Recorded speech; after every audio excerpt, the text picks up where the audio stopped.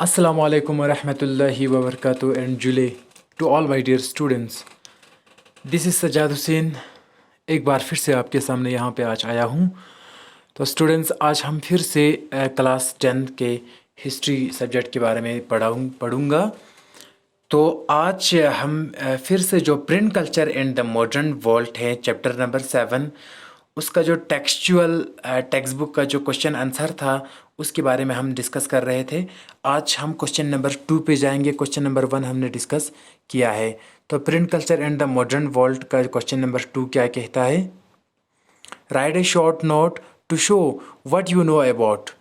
आपको ABC 3 points दिया है। इन 3 पॉइंट्स पर आपको शॉर्ट नोट लिखना है कि ये क्या रहा है। ठीक है, तो पहले ए पार्ट में बता रहा है कि द गटनबर्ग प्रेस क्या था।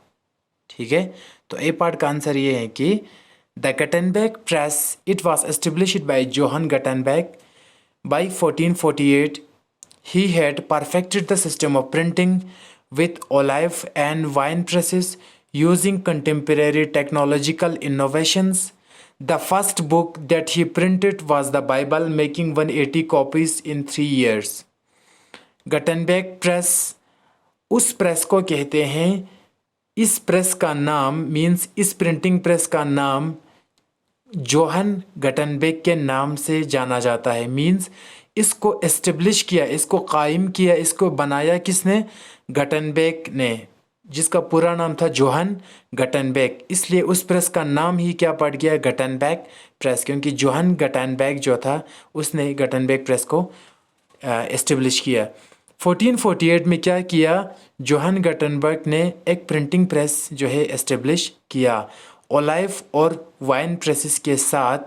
ठीक है, ओलाइव और वाइन प्रेसेस के साथ, मतलब ओलाइव और वाइन प्रेसेस उसी तरीके से एक system of printing Johan Gutenberg ने एस्टेब्लिश किया।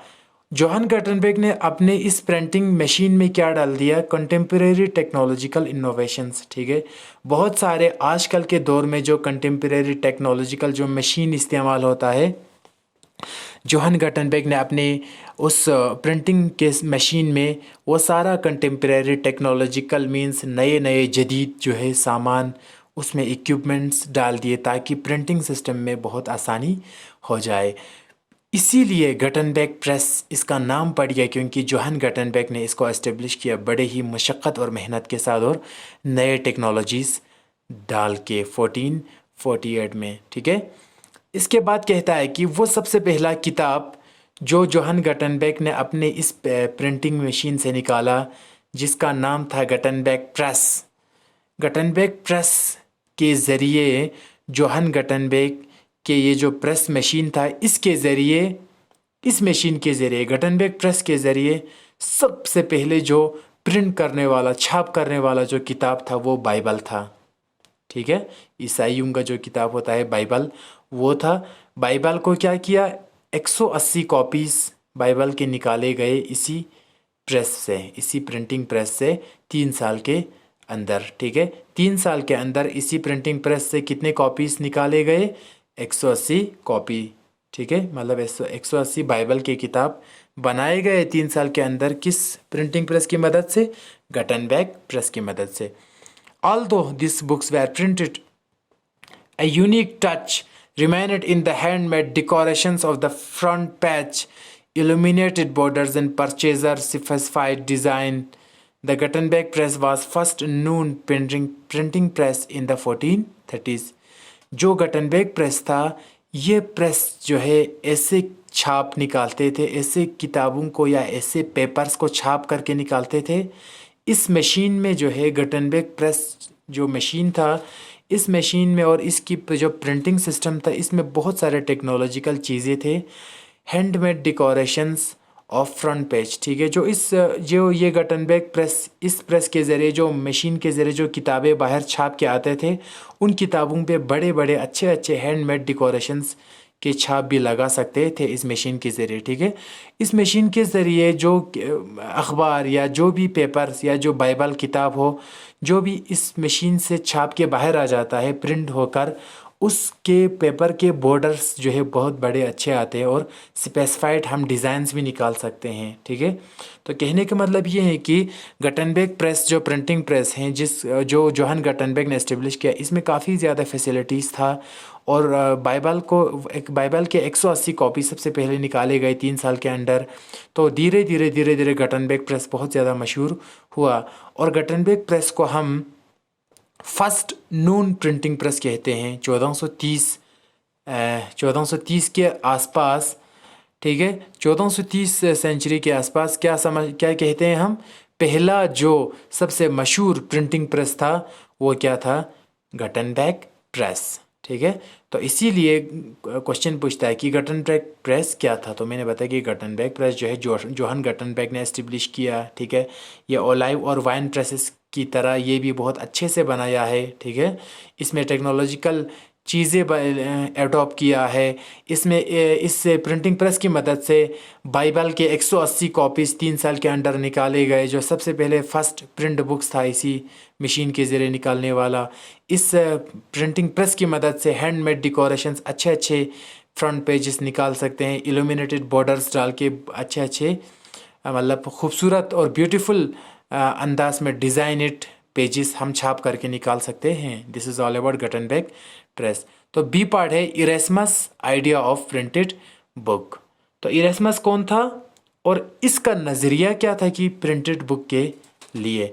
इरेस्मस जो एक शख्सियत था, इरेस्मस क्या कहता था, ठीक है, क्या इरेस्मस कहता था कि प्रिंटिंग सिस्टम अच्छा है, जिस तरीके से मार्टिन लूथर कहते थे कि प्रिंटिंग सिस्टम अच्छा है, तो उसी तरीके से इरेस्मस कहते थे क्या या नहीं कहते थे।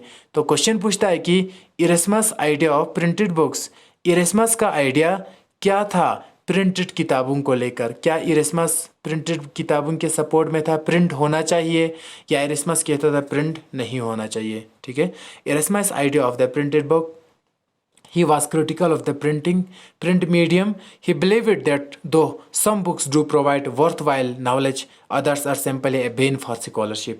Erasmus जो है वो completely टोटली प्रिंटिंग सिस्टम के क्रिटिकल था, मीन्स उसके ख़िलाफ़ था, क्योंकि इरेस्मस कहता था कि सिर्फ कुछ किताबें फ़ायदेमंद हैं जो बच्चों के लिए, जो टीचर्स के लिए, जो समाज के लिए पढ़ने के लायक हैं। बाकी सारे किताबें, सारे printed books, printed magazines, journals, अखबार, कुछ भी, सब कुछ जो है समाज में फसाद, फितना पैदा करने वाला, बच्चों के लिए नुकसानदा, बच्चों के लिए फसाद करने वाला, ये सब किताबें बकवास है। इसीलिए इरेस्मस कहता था कि मेरी नज़र में प्रिंटिंग सिस्टम बिल्कुल होना ही नहीं चाहिए, क्योंकि इक्का दुक्का चंद किताबों को छोड़कर, चलो कुछ किताबें अच्छे हैं पढ़ने के लिए, समाज में फ़ायदे हैं, लेकिन बहुत सारे किताबें ऐसे हैं जो मज़हब के नाम पे लोगों को झगड़ता है। जैसे इरेस्मस accused printers of publishing books that were not mere trifling but stupid, slanderous, scandalous, raving, irreligious and seditious. He also felt that large number of such books reduce the value of quality writings. इरेस्मस ये भी कहता है कि accuse करता है, इल्ज़ाम लगाता है कि पब्लिशिंग बुक्स पे और पब्लिशर पे और बुक सेलर पे, कहता है कि इरेस्मस की तुम लोग अजीब तरह के बुक्स बनाते हो और बना के समाज में बांट देते हो, मार्केट में बेचते हो, और इसकी वजह से तुम लोगों की किताबों की वजह से, जिन किताबों में इख्तिलाफ़ात वाले बातें बयान किए हैं, इन्हीं किताबों की वजह से समाज में सिर्फ स्टूपिड ही नहीं, बेवकूफ़ ही नहीं, बल्कि सिलेंडरस, फसाद और स्कैंडलस, शक शुबा वाला और इख्तिलाफ़ात वाला, रेविंग मीन्स इख्तिलाफ़ात, इर्रिलीजियस गैर मजहबी, और सेडिशियस मतलब ये तंग नज़री वाला, इरिटेट करने वाला, बहुत ही गंदा और बहुत ही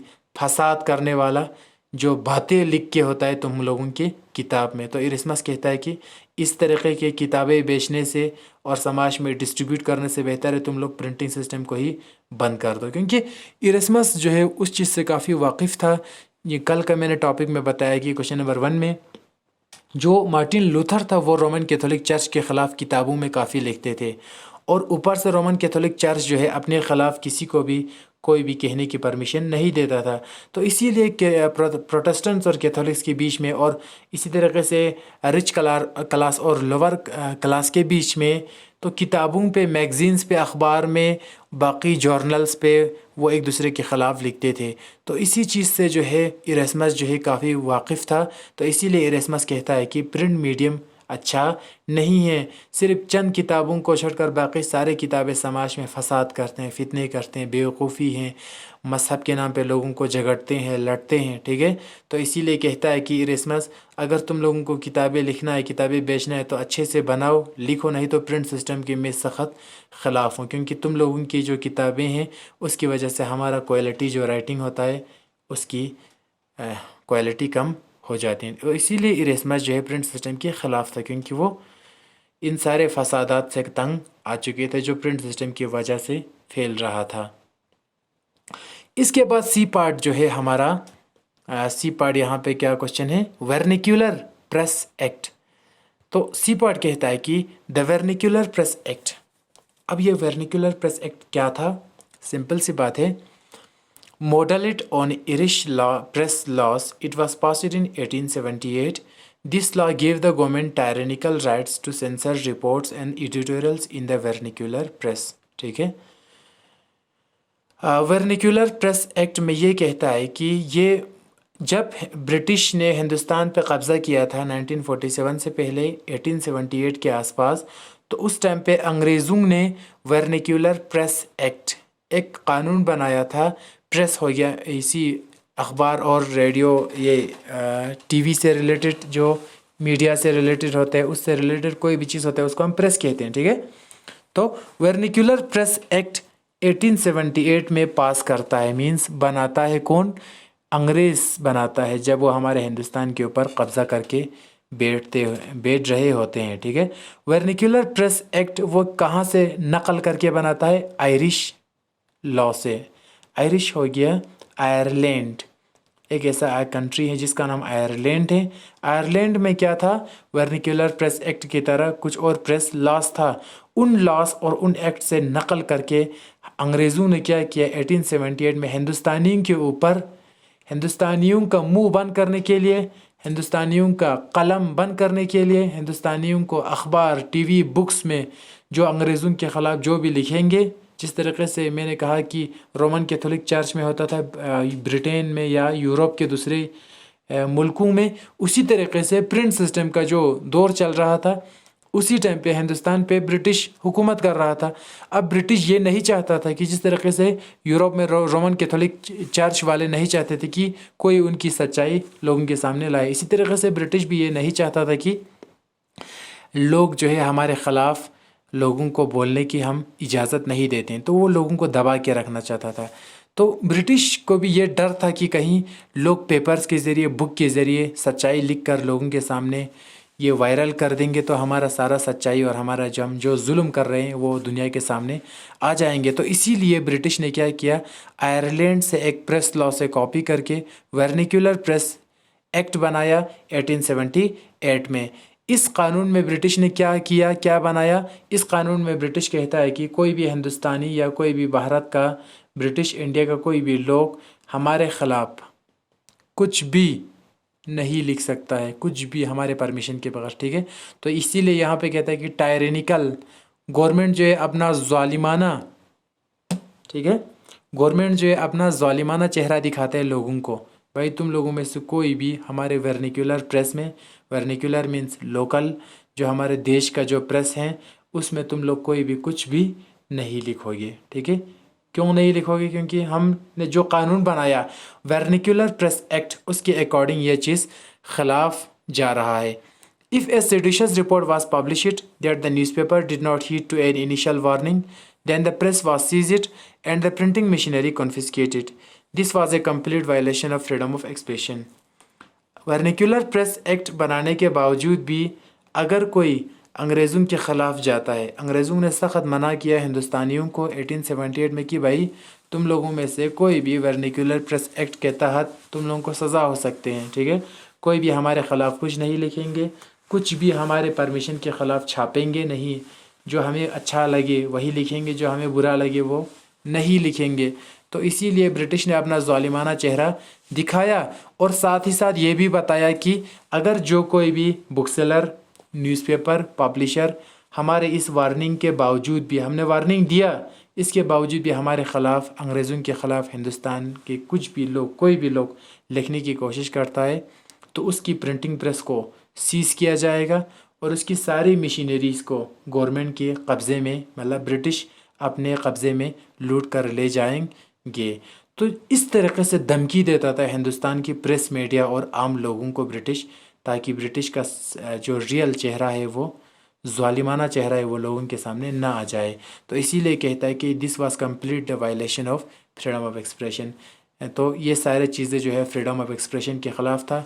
हम इंसान हैं, हर एक को बोलने का हक़ है, लेकिन यहाँ पे ब्रिटिश ने हमसे बोलने का हक़ ही छीन लिया। क्योंकि तभी तो गांधी जी ने बताया कल वाले टॉपिक में कि आज़ादी का मतलब मेरी नज़र में ये है कि जब तक आपको बोलने का हक़ ना हो, जब तक आपको प्रेस मीडिया का हक़ ना हो, जब तक आपको एसोसिएशन बनाने का हक़ ना हो, तब तक आप आज़ाद हो, इसका कोई मतलब ही नहीं रखता। तो इसीलिए वर्निकुलर प्रेस एक्ट जो है यहाँ पे लिखना ज़रूरी हुआ है, क्योंकि ब्रिटिश ने ये इंडियंस के ऊपर इम्पोज किया था। जिस तरीके से रोमन कैथोलिक चर्च नहीं चाहते थे कि वो कॉमन पीपल्स, मार्टिन लूथर जैसे लोग उनके ख़िलाफ़ आवाज़ उठाएं, लिखें प्रिंट सिस्टम की तरह के थ्रू, इसी तरीके से ब्रिटिश भी चाहता था कि वर्निकुलर प्रेस एक्ट के ज़रिए हिंदुस्तानियों को दबाया, ताकि कोई भी इंडियंस जो है उनकी धमकी में रहे और उनके ख़िलाफ़ आवाज़ ना उठाए।